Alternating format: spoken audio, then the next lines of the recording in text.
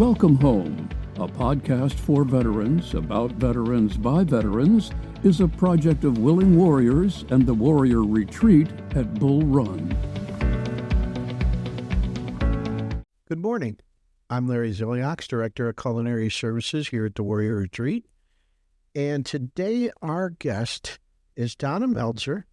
She's the CEO of Brain Injury Services. They're located over in Fairfax.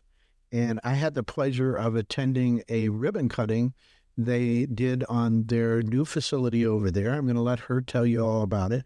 This organization does amazing work in helping anyone with a brain injury in navigating that illness. Not just veterans, but veterans certainly can reach out to them for service. And I wanted to have her come talk with us because I think that there's a lot of veterans out there that don't realize that this service is available to them. They think, well, the only way I can get help is to go to the VA. And that's just not the case. So, Donna, welcome to the podcast. I appreciate you coming and talking with us. Well, thank you so much, Larry. It's my honor to be here today and to see what you all are doing here at the Warrior Retreat Center and getting to have this conversation with you about the work that we have in common. Yeah. We're both with organizations that are really tried and true organizations that just want to make a difference for people who are really struggling. And we know that there are a lot of people out there with brain injury, with TBI, with all kinds of disabilities who feel like maybe they're not seen or they're not heard. They've had some challenging life experiences, and we're here to support them. Great. Tell us a little bit about it. How old is the organization? How did it get started? Yeah, great question. So we were officially founded in 1989. The name was different at the time. I don't remember the exact wording, but it was really about head injury at the time. Later, we became brain injury. But my understanding, and please remember that I'm new to the role. I've only been the CEO of Brain Injury Services for about 4 months. So there's still some pieces of history. You know, like any good organization, it was parents of believe adult children with brain injury that wanted to make a difference, right? You know, you raise your kids, they have an issue, whatever it is. Maybe it's lifelong, maybe it's something that's been acquired along the way. But for parents, especially as they are becoming older, they want to know that their loved ones, as they become adults, will be self-sufficient, able to direct their own lives, and be able to be productive folks in the community. And so the story I've heard is that Brain Injury Services was originally founded by a group of parents that wanted to find housing opportunities for their kids with brain injury. Yeah. And the second thing that they were looking for is opportunities for them to be connected to good jobs. Yeah, to be functional in society. Exactly. I mean, you need a job to get a house. That's right. Or rent a place or something. So it's all connected. It's all connected. So what are the services that you all offer? Say do you help children, families, adults? We help everyone. Nice. Yes. So let me walk you through a little bit of the services that we provide, because there's a lot of them, actually, more than I actually realized or knew about prior to my taking on this role. But yes, we cover from childhood all the way up through adult and end of life. So what we really focus in on, let me just, start by saying we are about each individual. We use the term self-direction, right? Each of our clients, and we do call them clients, who come to work with us at BIS, talk to us about what they really need. Right? What's going to make their life successful? And obviously, if it's a child, we're working primarily with the parents and sometimes others in the community that are working with the child. So it could be educators in their school. It could be other support at home, could be a broader family. Maybe grandma is a caregiver for the child or babysits often. And so we really bring everybody in together to learn what their goals are. Every one of our clients talks about their own goals, and our role is to empower the client to live their most fulfilling life and to give them the tools that they need to meet the goals that they choose, that they want to have to move forward in their life. So I'll kind of, maybe take this since you asked about age span, Right. across that. So we do have a pediatric department, and I know that name is a little misleading because it's not just about babies. No. Actually, our pediatric department goes all the way up through the end of college because we want to make sure that if we've been working with somebody who's started as a child, Sure. then went on to high school and then on to college, you don't want to just drop them, especially at the time when they might feel most vulnerable and most alone going away to college, right? It's hard enough for any student to leave home and go away to school, but when you're somebody with a brain injury and suddenly you're amongst other people that maybe you've never been with before, maybe you've never navigated, who do I talk to because I need a 504 plan, or I had an IEP and I need help with X, Y, and Z, or how do I even just talk to my roommate to make sure that my roommate understands what it means to live and share a room with somebody who has a brain injury. So, and let me ask you this: that child and then teenager doesn't age out of the program; they just age out of that department. They age out of that department. Yeah. Here's the real thing, Larry. This is why Brain Injury Services is so amazing. We don't ever tell anyone you're finished here, ever. There will be times when we need to serve others, and so people might move from being a client who might need supports week in and week out to maybe moving to monthly, to then maybe quarterly, to annually, or I just want to kind of need a check-in from time to time. Sure. But we never actually say, you're completely finished. People can come back. We have different lists and different ways for folks to remain engaged, including volunteering. So, in fact, this morning, before I came here, I was at an event that we were running with what we call our PALS program. PALS stands for Providing a Link for Survivors. So it's not just people without brain injury who are supporting people with, although it is, but it's also some of our survivors of brain injury who are now taking somebody newer to BIS services, who's newer on their journey, under their own wing. So a mentor. A mentor.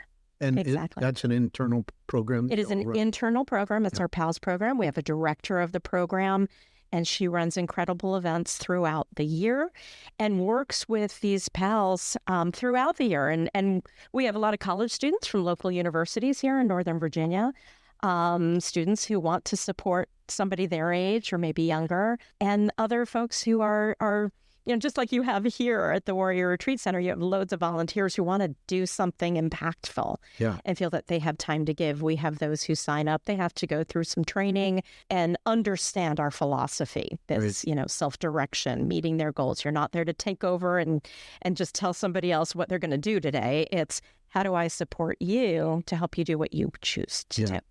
And are there intern opportunities? There are intern opportunities and volunteer opportunities.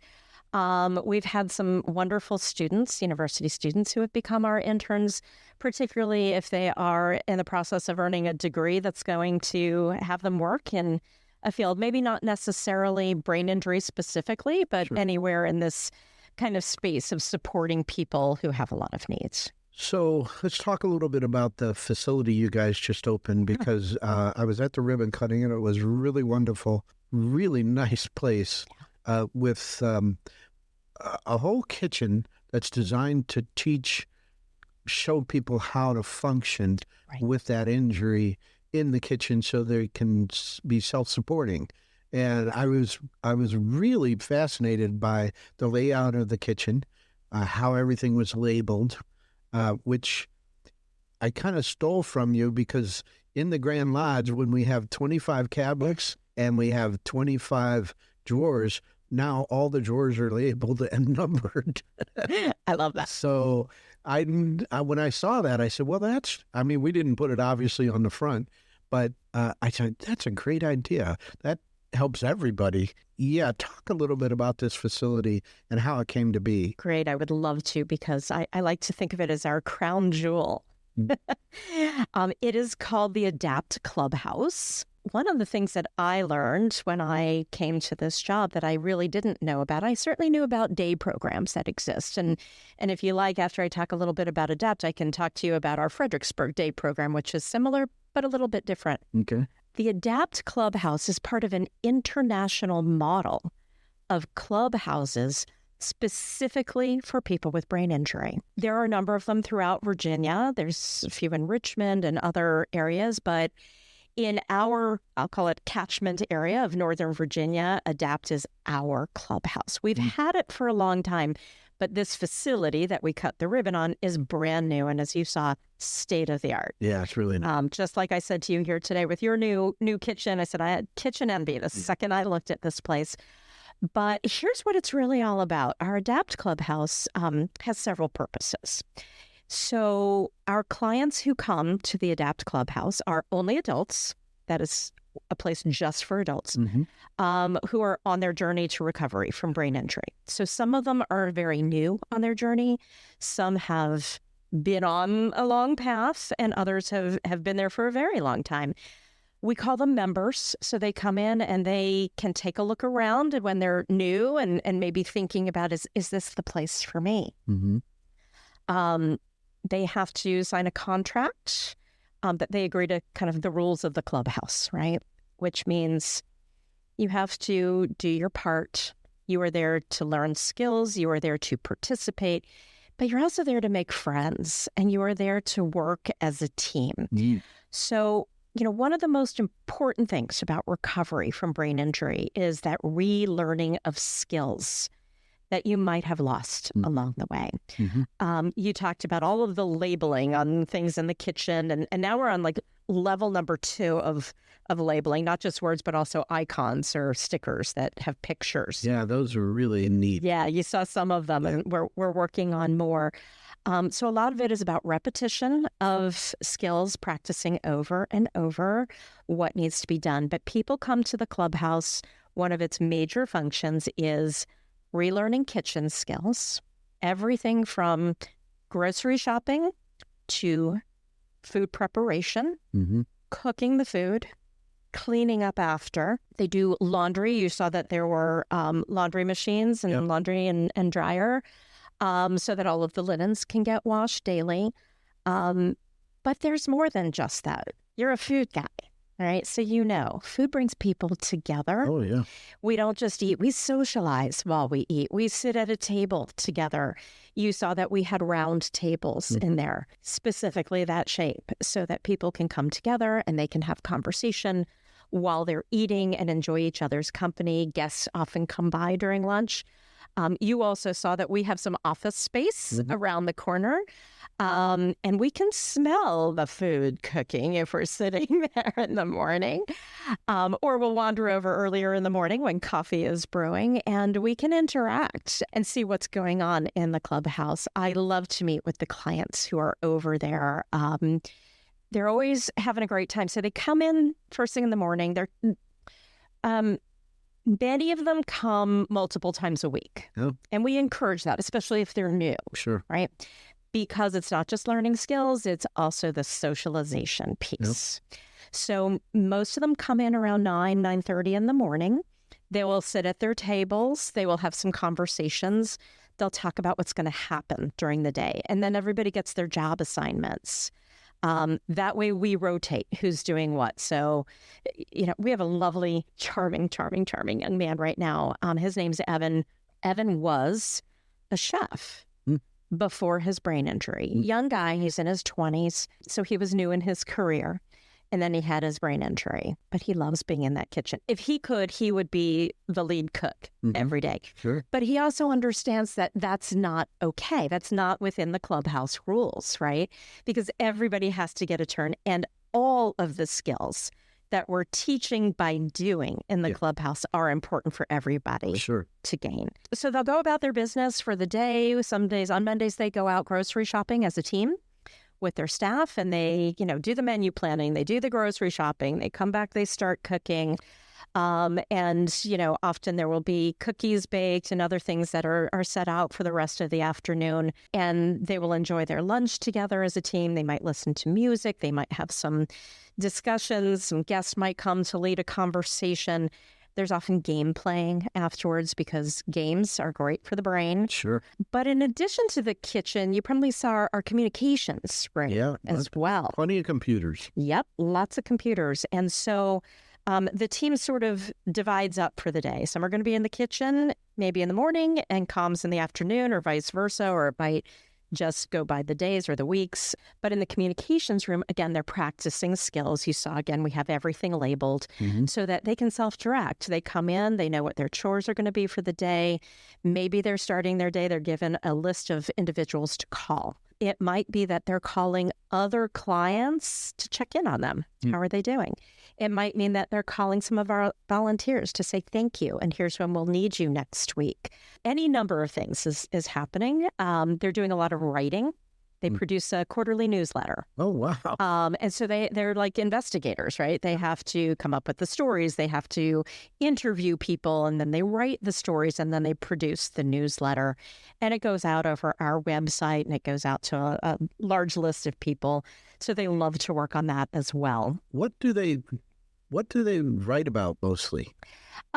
If they're new, they're often writing about themselves, Okay. And kind of who are they as an individual? What's their journey? They might be writing about what they like. Maybe they've written about what they used to do, or maybe they're writing about what their plan is moving forward, what their dreams are, what they want to do. Maybe it's about their family. Maybe it's about an experience that they recently had, someplace they traveled to. They really get to choose what they write about. That's great. Yeah. Wow. We also have a little journaling room and an art space. We have, well, first of all, journaling, as I'm sure you know, Larry, is just so good for that recovery process. Writing everything down, getting your thoughts and feelings out is really helpful. But it's also practicing their writing skills, sentence structure. We have a number of clients right now who actually see themselves as writers. Either they were before, or they want to be again, or maybe want to be for the first time. So spending that quiet time doing journaling and writing is also really important. We have a lot of artists. Yeah. A lot of artists. And so they can also work in that space on some of their artwork. So thinking about your clients, how do they come to you? What is the overall kind of breakdown of, are they, I'm sure some might be veterans.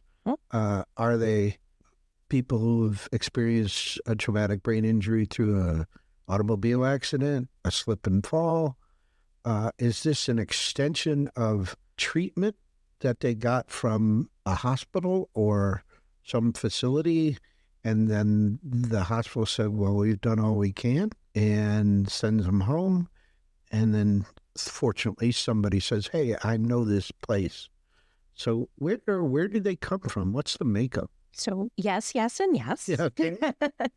All of these are ways that people find us at BIS. And I will say that, one of our challenges is we want more referrals, right? That's part of my job, along with my staff team, to get the word out further that we exist. I can't tell you how many times I have met somebody with brain injury who will say, wow, if I had only known earlier that BIS existed. Now, those might not be people in Northern Virginia, or they might be newer.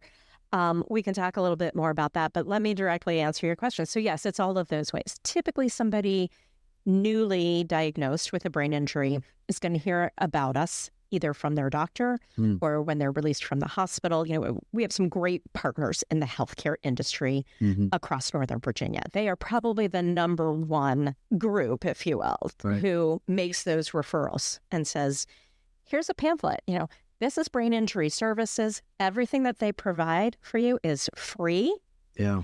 Please go check them out, go on their website, or give them a call and say, when can I come over and see what you offer? And then we can work with them to find out, where do they belong in our services? Do they need pediatric stuff? Are they adults who are looking for the ADAPT Clubhouse? Or maybe they need our day program in Fredericksburg based on where they live, or maybe they want a hybrid program. Maybe they are somebody who needs more mental health counseling support. We offer that, both one-on-one and in groups. Well, they can come, members of the clubhouse might at the same time, like afterwards, come around the corner because they have an appointment with their therapist to go and get some support there, or come to a group program. So depending on what their needs are, we hope that they're going to find us. Yes, we do want to connect with all of the veterans agencies. We are constantly reaching out to make sure we're sharing. A week or so ago, I went over to chat with the lovely folks over at the Stroke Comeback Center, which is also in Fairfax, actually in Vienna. We actually have a lot of commonality because stroke and brain injury often go hand in hand. So we share client information back and forth about, oh, this person might be right for you. This one should come over to our place. So, for example, over there at Stroke Comeback, they have a lot of yoga classes, big yoga facility. We don't. We have one yoga instructor. She's fabulous. She does some online. She does some in person. But over at Stroke, they're doing a lot in person and almost every day of the week. So we will cross-refer to each other. So yeah, we're all about getting those referrals. As I said, that's something we're really highly focused on right now, is letting everybody in Northern Virginia know that we exist. So we work with schools. We work with athletic programs because, concussion can lead to brain injury. So we're working across all of these systems for children, for adults, and we want everybody to know that we are there to help. And of course, knowing that it is free is huge because so many families need that help. They don't have the insurance that's going to pay for it long term. Right. You have a brain injury, your insurance, maybe you have a really good insurance. It's still going to pay for a finite number of sessions, whether it's mental health counseling or, it's more hands-on kind of therapy needs. We're always there. Wow. What's the percentage of your clients are children? It's probably, I don't know an exact number, but I'd say maybe 40%, 30 to 40. I will say, though, what I'm learning from our PEDS folks is that while we serve children, it's really the parents that have the needs. And, parents have a lot of struggles when there's a child with any disability. Sure. A lot of it's usually left to mom to manage. And mom might be working full time and have, 3 other kids as well. We always encourage if there is a dad or male figure in the family, please be equally involved. Dads matter. The whole family matters. Sometimes it's the grandparents who are there and supporting. I met with our PEDS folks last week and they were sharing stories. They go into the schools. They are when the family is called in to do an individual education plan, an IEP for the child, which maps out what they need. It's often a very difficult time for the parent because sometimes you walk in and you don't know who's going to be in that room and they're talking to you and, oh, well, your student wasn't able to, as the parent, you just want to shrink away. And I know this because I was one of those parents too. And so our staff will go with the family. They're in that meeting so that the family has an ally. The family has somebody who's listening with a trained set of ears, taking notes in the meeting so that when mom and or dad might come out of that meeting shaking and say, they just told me that my student can't do, what do they mean? They automatically have this team who's right there with them saying, let's decompress a little bit. Let's talk this through. Yeah. And let's figure this out together. We're here for you. Yeah. Yeah. Veterans, one of the issues that we find with veterans, especially when they're suffering TBI and PTS, is isolation. Yeah. And what would you say is the best way for a family to try to get a veteran with TBI into care through your organization? Should they reach out to you all directly? They absolutely should. Okay. We do veterans case management for active, for retired, for National Guard, whoever you are. If you have served currently or in the past, we want to work with you. So really that comes through our adult case management. We do have a specific position just for veterans case management. Wow. We actually have a vacancy in that position at the moment. The person we had for a number of years who was excellent needed to leave us, not because she wanted to, but her circumstances and her family just needed that. So we are seeking a new person, but we are continuing to serve our veterans families while we're looking for a new person to take that role on. But, we have in our case management the ability to, again, work one by one with a veteran to find out what their specific needs are, what their stress points are. Are they just seeking some, reference material, or do they really need mental health counseling? Do they need that skill building piece that we offer? A lot of our veterans, we have found, end up, at least for a while, in what's called our COMPASS program. Mm-hmm. COMPASS is Community Participation Skill Building Services. Mm-hmm. So our COMPASS team really works, they're primarily occupational therapists, and they will work with somebody who needs help rebuilding their skills. And a lot of it is related to technology. So it could be kitchen skills, like what we're teaching over in the ADAPT Clubhouse as well. Right. But it's in the community. It's either in their home, it's somewhere on the job, it's out in the community, meeting with people and retooling them for success. So, today, like one of the big interests, of course, AI, how can that be helpful? Relearning how to use your cell phone. You know, and we see that with vets a lot. It's memory issues and, my gosh, I don't remember. How do I do this? We had one veteran who came to me recently and he said, I love taking photos. And he's very skilled. I mean, he's quite the photographer. And he said, but here's what I can't do and what I need help with. He said, so now I have all these photos on my phone.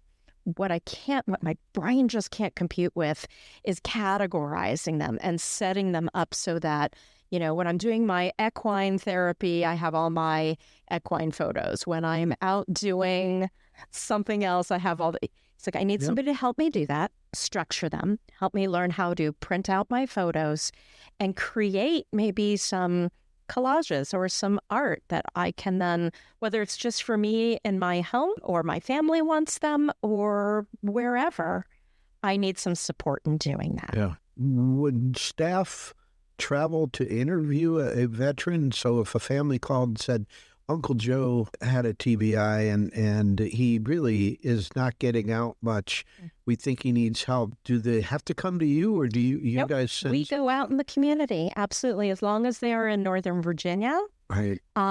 We have, we're kind of all over the map, literally.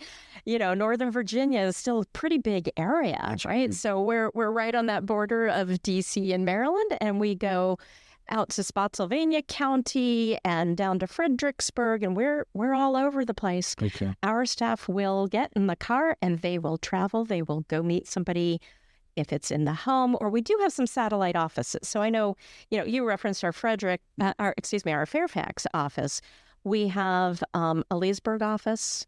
We have the Fredericksburg office. We have an office in Winchester. Mm-hmm. At the moment, we do not have a staff person there, but we're sending people in who need to see somebody there. Mm-hmm. And we have a Springfield office, which we're looking to close out soon. But we will meet people where they're at. That's our goal.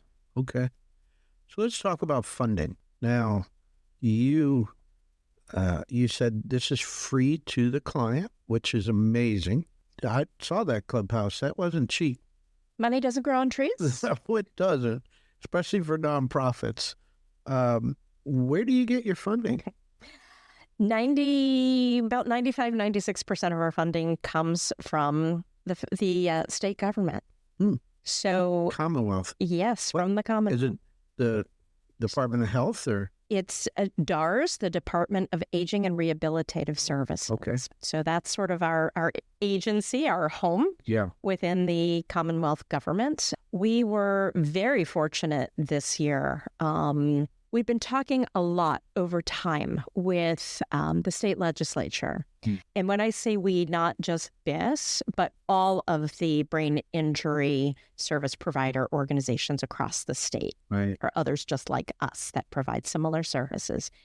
One of the things that we were struggling with was that we had little money to expand. All of that funding really goes into these service programs that we provide.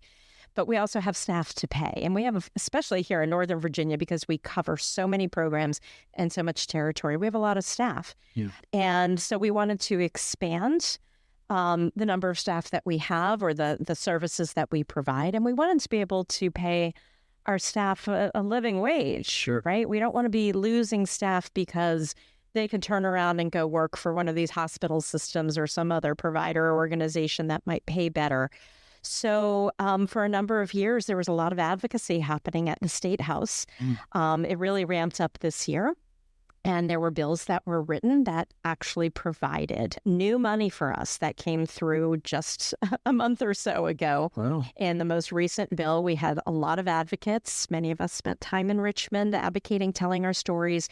We do an annual day in January where we bring all of our clients and staff down to Richmond. Nice. We all come. It's kind of, it's Brain Injury Awareness Day at the State House so that our legislators can meet clients and really hear the real stories and know what's happening in their own districts. But we did get 2 of several bills that we had put out there, passed, and then signed into law by Governor Youngkin. So we're very excited. That helps us tremendously. Sure. But in addition to the government funding, we do also partner with our local counties. So that beautiful facility you saw in Fairfax was largely supported by Fairfax County. Wow. That's awesome. We do go after other grants as well that help support our staff team and our projects and programs. As you know, in nonprofit world, you can't rely on just one source. Oh, no. You've got to have, we look at the pie, right? And say, okay, if this much is coming from the state government, then we need this, and this. We are making connections with corporate, with healthcare industry, with veterans organizations. We reach out everywhere to share. So in one conversation, it might be us asking for, will you partner with us and provide some funding? And in another, it might be, oh, by the way, you should know about such and such, which is funding something specific that might be for another organization. Yeah. So, we all come together in the nonprofit world and share our resources. Yeah, for sure. The webpage is Brain Injury Services. Well, not really. It's Brain Injury and then svcs.org. That is correct. Yes. SVCS, which is sort of an abbreviation for services. Yeah. But that is our website. We do encourage people to come to our website, can learn more about us, how you can connect with us. Certainly how you can donate if you are interested in doing that or know others who are. We also do a number of fundraisers every year. We like to go out and have fun and connect with our community. We just had our annual golf tournament a couple of weeks ago. We do that in Fairfax, and we had a lot of people come out and golf or just come and hang out. And then at the end of the day, we do our volunteer awards. That's always a lovely piece of the day to come to. So if you're not a golfer, come join us for some refreshments and to hear the stories about our volunteers and wonderful things that are happening to connect people together. Yeah. I will put a link to the webpage in the show notes. Is that the best way for somebody to contact you, or should they call? Either way, if you want to call 703-451-8881, your call will be either answered by a live person or sent to, you can go through the system and leave a message, and we do our best to return everybody's call. Yeah, great. So I encourage everybody to take a look at the webpage, learn more about the organization, the services they offer, because you never know who's going to need it. Right. People's lives just change in an instant. Automobile accidents, especially elderly who fall. And so you may not need it right now, but next week, next month, next year, you may. And you may have a loved one or a friend or somebody that you encounter who's struggling. And this could be the answer that changes their life. Let me tell you, the work that Brain Injury Services does change people's lives. It helps families deal with what is almost always the most unbelievable situation for them, especially when it involves children. Veterans especially, I want their families to go to the webpage, take a look, see what resources there are, and know that you don't have to go to the VA to get this kind of help. And while you're on the webpage, look up there in the corner and hit that donate button. They need money to support these programs, to pay their amazing staff, and they can't get it all from the government. Some of it has to come from people who want to help. And also, I'm assuming there's a way to volunteer through the webpage. Absolutely. Okay, so that's another way to help, is to volunteer. And, if you have a friend or a family member who's getting services from brain injury services, you need to donate because you're benefiting from that. You need to volunteer because they're helping you and your family. So don't be afraid to reach out to them and to say, can you help? I'm sure if there's a way they can help, they will help you. If not, they'll refer you. There's plenty of organizations out here. One of the biggest problems we have in the veteran service organization space is that there are a lot of great organizations doing amazing work. People just don't know about them. And coming on with me, and that's the whole basis of this podcast, is to outreach, get the word out. This is a service that's out there. It's available. Reach out to them and take advantage of it. I really, really think that's important. Donna, I want to thank you for coming on today and telling us all about the organization. It's such an amazing group. It's been my pleasure. Can I share one quick veteran story with you? Yeah, for sure. So one of the other ways you can donate, people always think about money, but donating services or items is also really important. We had a group of Vietnam veterans who came together, and one of them had a car that he didn't need anymore. He was going to pass the car down to his granddaughter, and she looked at him and said, Granddad, I don't need that car. Yeah. I want you to give it to somebody else in need.